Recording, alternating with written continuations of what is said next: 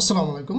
সন্ধে সন্ধে বাংলা সাহিত্যের যে মেগা আয়োজন চলছে আলী একাডেমি বিডি নামে ফেসবুক পেজ এবং ইউটিউব চ্যানেলে, সে মেগা আয়োজনে আজকে আমাদের ৬০তম অতিথি হুমায়ুন আহমেদ এবং সঙ্গে রয়েছি আমি মোহাম্মদ আলী।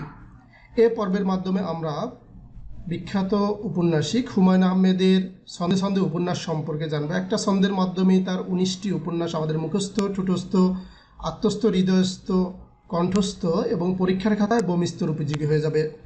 এছাড়াও জানবো আমরা ছন্দে ছন্দে হুমায়ুন আহমেদের মুক্তিযুদ্ধভিত্তিক উপন্যাস, হুমায়ুন আহমেদের ব্যক্তি ও সাহিত্য জীবন এবং হুমায়ুন আহমেদ ও তার সাহিত্যকর্ম থেকে বারবার পরীক্ষায় আসা বিভিন্ন প্রশ্ন ও তার উত্তর। তো চলুন শুরু করছি। বাংলাদেশের সমসাময়িক সাহিত্যিকদের মধ্যে সর্বশ্রেষ্ঠ উপন্যাসিক হচ্ছেন হুমায়ুন আহমেদ। সেই হুমায়ুন আহমেদ সম্পর্কে বিস্তারিত আলোচনায় আমরা ফিরে যাচ্ছি। প্রথমেই ছন্দে ছন্দে হুমায়ুন আহমেদের বিখ্যাত উপন্যাসসমূহ। ছন্দটি খুবই ইজি, আমরা জাস্ট গাণিতিক সূত্রের মতো করে মুখস্থ করব ছন্দটি। 4AD plus 3K plus 2N plus TSM plus BRS। TSM বলতে আমরা ঢাকা ইউনিভার্সিটির একটি ডিপার্টমেন্ট রয়েছে, সংক্ষেপের নাম হচ্ছে TSM, সেটি হচ্ছে ট্যুরিজম অ্যান্ড হসপিটালিটি ম্যানেজমেন্ট। আর BRS বলতে আমাদের যেই রেকর্ড রয়েছে, ভূমি রেকর্ড, সর্বশেষ BRS রেকর্ড, সেটার সংক্ষিপ্ত নাম হচ্ছে BRS। তাহলে সংক্ষেপে আমরা মনে রাখবো কীভাবে, 4AD plus 3K plus 2N plus TSM plus BRS। এই একটি লাইনের ছন্দ যদি আমরা মনে রাখতে পারি বীজগাণিতিক সূত্রের মতো করে, তাহলে 19টি উপন্যাস আমাদের আজীবন মুখস্থ ঠোঁটস্থ থাকবে। অনেকেই প্রশ্ন করে থাকেন, ভাইয়া কতবার ছন্দটি পড়তে হবে? তাদেরকে আমি প্রায়শই বলে থাকি 20 থেকে 25 বার আপনি ছন্দটি পড়বেন। এত মনোযোগ সহকারে পড়বেন যাতে করে আপনার দীর্ঘদিন এই ছন্দটি মনে থাকে। এই উপন্যাসগুলো একদমই মুখস্থ করার কোনো দরকার নেই। 19টি উপন্যাস মুখস্থ করার দরকার নেই, যেহেতু আমি ছন্দ দিয়েছি সেহেতু আপনি আর মুখস্থ করবেন কেন? তাহলে তো আপনার ডাবল পড়া হচ্ছে। যদি আপনি উপন্যাস মুখস্থ করতেন তাহলে তো ছন্দর দরকার ছিল না, শুধু উপন্যাস মুখস্থ করলেই চলতো। যেহেতু আমরা ছন্দ দিয়েছি তার মানে আপনার উপন্যাস মুখস্থ রাখার দায়িত্ব আমাদের, আর ছন্দটা মুখস্থ রাখার দায়িত্ব আপনার। ছন্দটা যদি আপনার মনে থাকে সেই ক্ষেত্রে আপনি এনিহাউ ফাইন্ড আউট করতে পারবেন হুমায়ুন আহমেদের বিখ্যাত উপন্যাস কোনটি। জাস্ট কী করতে হবে, ছন্দটা আমাদের মুখস্থ করতে হবে। ছন্দটা মুখস্থ হয়ে গেলে ছন্দের সাথে মিলিয়ে মিলিয়ে 5 থেকে 7 বার রিডিং পড়বেন এই উপন্যাসগুলো। সেই রিডিং পড়ার স্টাইল হবে লাউডলি অ্যান্ড শাউটলি, অর্থাৎ চিৎকার চেঁচামেচি করে পড়তে হবে। এ ফর এইসব দিনরাত্রি, এ ফর এইসব দিনরাত্রি, এইভাবে লাউডলি অ্যান্ড শাউটলি পড়তে হবে। কেন বলছি যে উপন্যাসগুলো মুখস্থ করার দরকার নেই? কারণ হচ্ছে পরীক্ষার হলে প্রিলিমিনারি পরীক্ষার যে বিশেষ বৈশিষ্ট্য এবং সুবিধাজনক দিক হচ্ছে প্রশ্নপত্রেই প্রশ্নের উত্তর দেওয়া থাকে। কাজে আপনার যদি ছন্দটি মনে থাকে সেক্ষেত্রে আপনি কোনো না কোনোভাবে ফাইন্ড আউট করতেই পারবেন এটি হুমায়ুন আহমেদের বিখ্যাত উপন্যাসগুলোর একটি। দ্যাটস ওয়াই আমি সকল স্টুডেন্টদের বলে থাকি আপনার ছন্দ একদমই মুখস্থ করার কোনো প্রয়োজন নেই। তো চলুন ছন্দের সাথে সাথে আমরা মিলিয়ে মিলিয়ে উপন্যাসগুলো পড়ার চেষ্টা করছি। এ ফর এইসব দিনরাত্রি, যেহেতু 4টা এ, 4AD তার মানে 4টা ডি। নেক্সট এ ফর অপরাহ্ন উপন্যাস, এ ফর অয়ময়, এ ফর আজ রবিবার নামে যে বিখ্যাত উপন্যাস রয়েছে সেটি। ডি ফর দেয়াল, এটি হচ্ছে রাজনৈতিক উপন্যাস, রাজনৈতিক উপন্যাস। ডি ফর দূরে কোথাও, ডি ফর দারুচিনি দ্বীপ, ডি ফর দিঘির জলে কার ছায়া গো। এবার বলছিলাম 3K প্রথম কে হচ্ছে কৃষ্ণপক্ষ, তারপরে কে হচ্ছে কে কথা কয় এবং সর্বশেষ কে হচ্ছে কোথাও কেউ নেই। এন ফর নন্দিত নরকে, বিখ্যাত একটি উপন্যাস হুমায়ুন আহমেদের, নন্দিত নরকে। এন ফর নক্ষত্রের রাত, টি ফর তেঁতুল বনে জ্যোৎস্না, এস ফর হিমু, এটিও বিখ্যাত একটি উপন্যাস হুমায়ুন আহমেদের, বিখ্যাত উপন্যাস। এম ফর মিসির আলী, এটিও বিখ্যাত একটি উপন্যাস, মিসির আলী। আর BRS এর বি ফর বহুব্রীহি, এই বহুব্রীহি উপন্যাস অবলম্বনে নাটক তৈরি করা হয় পরবর্তীতে, যেটি বাংলাদেশ টেলিভিশনে 90-এর দশকে প্রচার করা হয়। আর ফর রজনী, এটাও বিখ্যাত একটি উপন্যাস হুমায়ুন আহমেদের। এবং এস ফর শঙ্খনীল কারাগার, এটাও বিখ্যাত একটি উপন্যাস। তাহলে দেখুন হুমায়ুন আহমেদ অনেক উপন্যাস লিখেছেন, তার মধ্যে আমরা 19টি উপন্যাস, বিখ্যাত 19টি উপন্যাস বাছাই করে নিয়েছি, যেখান থেকে একাধিকবার বিভিন্ন পরীক্ষায় প্রশ্ন এসেছে। কাজেই এই 19টি উপন্যাসই আপনার জন্য গুরুত্বপূর্ণ, এবং যেগুলো এর মধ্যে বেশি গুরুত্বপূর্ণ সেগুলোর পাশে আমি বিখ্যাত অথবা ভিভিআইপি লিখে দিয়েছি।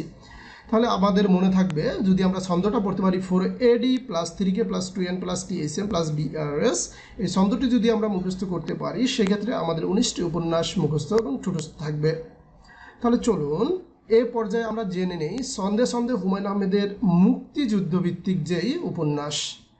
হুমায়ুন আহমেদ, এই বানানটা ভুল হয়েছে, এখানে ময়ের আগে একার হয়েছে, এটা হবে না, আহমেদ,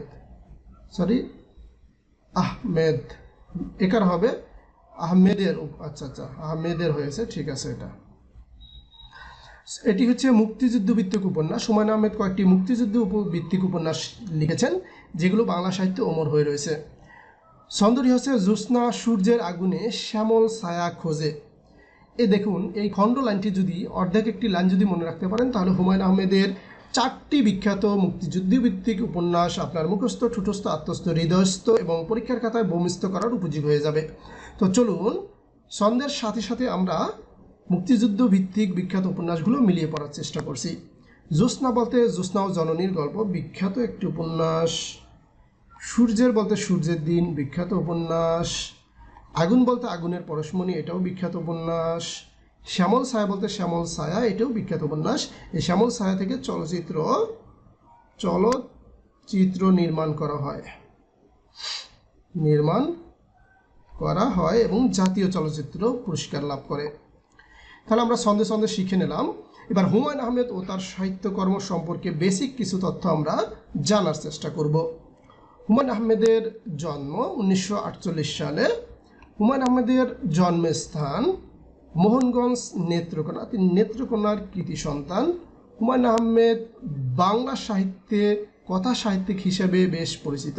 তার উপাধি ছিল কি? তিনি হচ্ছেন কথা সাহিত্যিক, এটা মনে রাখবেন। তিনি বাংলাদেশের আধুনিক উপন্যাসিকদের মধ্যে সর্বশ্রেষ্ঠ, এটাও মনে রাখবেন, এখান থেকে বিভিন্নবার প্রশ্ন এসেছে। 19 জুলাই 2012 সালে নিউ ইয়র্কে তিনি মারা যান। হুমায়ুন আহমেদ মারা যান কত সালে? 2012 সালে 19 জুলাই। হুমায়ুন আহমেদের রাজনৈতিক উপন্যাস হচ্ছে দেয়াল, এটি খুবই বিখ্যাত একটি উপন্যাস। আগুনের পরশমণি হুমায়ুন আহমেদ উপন্যাসটি বাংলাদেশের মুক্তিযুদ্ধের একটি বাস্তব খণ্ডচিত্র। তাহলে আগুনের পরশমণি হুমায়ুন আহমেদের যে 4টি বিখ্যাত মুক্তিযুদ্ধ ভিত্তিক উপন্যাস পড়লাম তার মধ্যে একটি হচ্ছে আগুনের পরশমণি।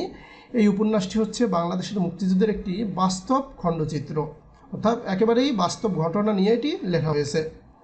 হুমায়ুন আহমেদের একটি বিখ্যাত গল্প হচ্ছে আনন্দ বেদনার কাব্য। যদিও এটা শেষে কাব্য রয়েছে কিন্তু এটি হচ্ছে একটি গল্প গ্রন্থ, এটা মনে রাখবেন আপনারা। তার একটি রম্য গল্প হচ্ছে এলে বেলে, এখান থেকে অনেকবার প্রশ্ন এসেছে। এলে বেলে কার রম্য গল্প? এটি হচ্ছে হুমায়ুন আহমেদের রম্য গল্প। এ পর্যায়ে আমরা জানব হুমায়ুন আহমেদ ও তার সাহিত্যকর্ম থেকে বারবার পরীক্ষায় আসা বিভিন্ন প্রশ্ন ও তার উত্তর। হুমায়ুন আহমেদের জন্ম কোন জেলায়? উত্তর হচ্ছে নেত্রকোনা।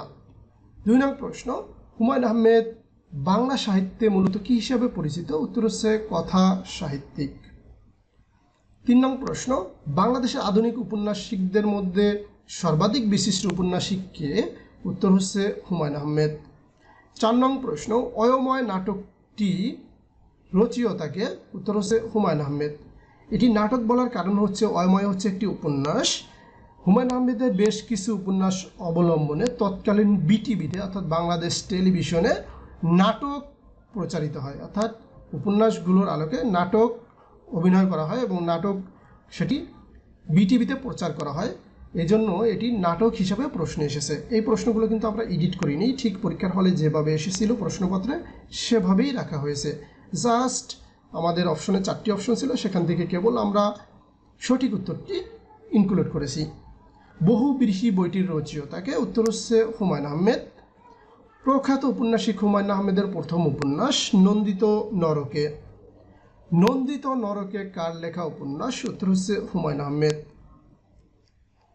8 নং প্রশ্ন, জ্যোৎস্না ও জননীর গল্প কার লেখা? উত্তর হচ্ছে হুমায়ুন আহমেদ।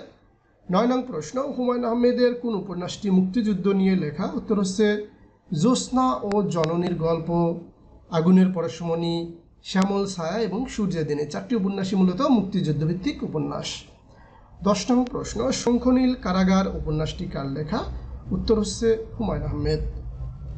11 নং প্রশ্ন, হুমায়ুন আহমেদ নিচের কোন গ্রন্থের লেখক? এখানে আরও 4টি অপশন ছিল, সঠিক উত্তর হচ্ছে শঙ্খনীল কারাগার। 12 নং প্রশ্ন, এলেবেলে বইটি কার লেখা? উত্তর হচ্ছে হুমায়ুন আহমেদ। এলেবেলে হচ্ছে একটি রম্য গল্প, ইতিপূর্বে আমরা পড়েছি। 13 নং প্রশ্ন, আগুনের পরশমণি গ্রন্থের চিত্রায়নে ফুটে উঠেছে বাংলাদেশের স্বাধীনতা যুদ্ধের একটি বাস্তব খণ্ডচিত্র। 14 নং প্রশ্ন, ঘেটু পুত্র কমলা চলচ্চিত্রের পরিচালককে? উত্তর হচ্ছে হুমায়ুন আহমেদ। 15 নং প্রশ্ন, দিঘির জলে কার ছায়া গো, এটি কোন শ্রেণীর রচনা? উত্তর হচ্ছে উপন্যাস। তাহলে আজকে এ পর্যন্তই ছিল বন্ধুরা হুমায়ুন আহমেদের ব্যক্তি সাহিত্য জীবন সম্পর্কে আলোচনা। আশা করছি আমাদের ভিডিও টিউটোরিয়ালগুলো আপনাদের ভালো লাগে। যদি ভালো লেগে থাকে তাহলে শেয়ার, সাবস্ক্রাইব ও কমেন্টস করতে ভুলবেন না, এবং পরবর্তী ভিডিও কোন টপিকের উপরে আনলে ভালো হয় সেই ক্ষেত্রে মতামত দিতে পারেন। আমাদের 64 জন লেখককে লিস্ট ডাউন করা হয়েছিল বাংলা সাহিত্যের জন্য। আজকে 60তম লেখকের সাহিত্যকর্ম উপস্থাপন করা হলো। আর মাত্র 4টি লেকচার অনুষ্ঠিত হবে বাংলা সাহিত্যে। এরপরেও যদি লেকচার অনুষ্ঠানের প্রয়োজন হয় সেক্ষেত্রে আমরা আরও লেকচার অনুষ্ঠিত করব আমাদের এই Ali academy BD Facebook page এবং ইউটিউব চ্যানেলে। সবাই ভালো থাকুন আর প্রচুর পড়াশোনা করুন। সাফল্যের কোনো শর্টকাট নেই, কাজেই পড়াশোনা করতে হবে। পড়াশোনার শর্টকাট রয়েছে কিন্তু সাফল্যের শর্টকাট নেই। সাফল্য পেতে হলে আপনাকে অবশ্যই পড়াশোনা করতে হবে। আর এখন যে আন্দোলন চলছে, কোটা আন্দোলন, যদি কোটা আবার পুনর্বহাল হয় সেই ক্ষেত্রে আরও বেশি রিগোরাস হয়ে যাবে, আরও বেশি ডিফিকাল্ট হয়ে যাবে যাদের কোটা নেই তাদের চাকরি পাওয়ার জন্য। কাজেই পড়াশোনা যদি আপনি না করেন ভাই বা বোন, সেক্ষেত্রে আপনার চাকরি পাওয়াটা খুবই দুরূহ হয়ে যাবে। কাজেই প্রচুর পড়াশোনা করুন, ইনশাআল্লাহ কোটা বহাল হলেও আপনার চাকরি হবে ইনশাআল্লাহ। তো সবাই ভালো থাকুন, আল্লাহ হাফেজ।